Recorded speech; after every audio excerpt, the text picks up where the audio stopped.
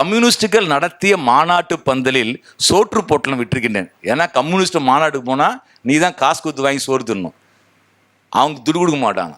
மக்களுக்கான ஒரு இயக்கம் அது. அங்கே ஒரு சோறு வித்துறாரு இவர். அது சொல்கிறாரு, கம்யூனிஸ்டுகள் நடத்திய மாநாட்டு பந்தலில் சோற்று பொட்டலம் விட்டிருக்கின்றேன், ஊர் ஊராக உண்டியல் குலுக்கி நிதி சேர்த்திருக்கிறேன். எதுக்கு? கட்சிக்கு உண்டி. நீங்கள்லாம் ரோட்டில் யாராவது உண்டி வசூல் பண்ணால் காசு போடுங்க. அது வந்து பெருமையாக நினைங்க. ஏன்னா மக்களுக்காக மக்கள்கிட்ட இருந்து வசூல் பண்ணக்கூடிய விஷயம். ஏன்னா யுகபாரதி ஒரு கவிதையில் எழுதுகிறார், அடுத்து அந்த உண்டியில் கொடுக்குற ஒரு யுகபாரதியாக இருக்கலாம். அதுக்காக தான் சொல்கிறேன் நான்.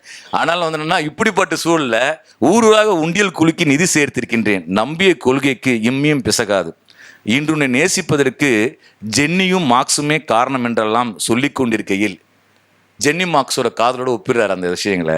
நிக்கலி எங்கிருந்தோ வந்து எச்சமிட்ட குருவிக்கு அப்படியே நினச்சிட்டு இருக்கும்போது, எங்கிருந்தோ வந்து எச்சமிட்ட குருவிக்கு ஒரு காம்ரேட்டின் புரட்சிக்கர காதல் செயல்பாடுகள் புரிவதே இல்லை. ஒரு காம்ரேட்டுக்கு ஒரு புரட்சி காதல் இருக்கிறது குருவிக்கும் புரியல, மனுஷனுக்கும் புரியல. அதான் இருக்கிற விஷயம். எனக்கு உண்மையிலே இந்த கவிதையை வாசிக்கும் போது ரொம்ப சந்தோஷமா இருந்தது. ஒரு யுகபாரதி என்னக்கூடிய ஒரு நபர்கிட்ட நான் என்ன பார்க்குறேன்னு சொன்னால், மனுஷனாகவே இருக்காப்புல.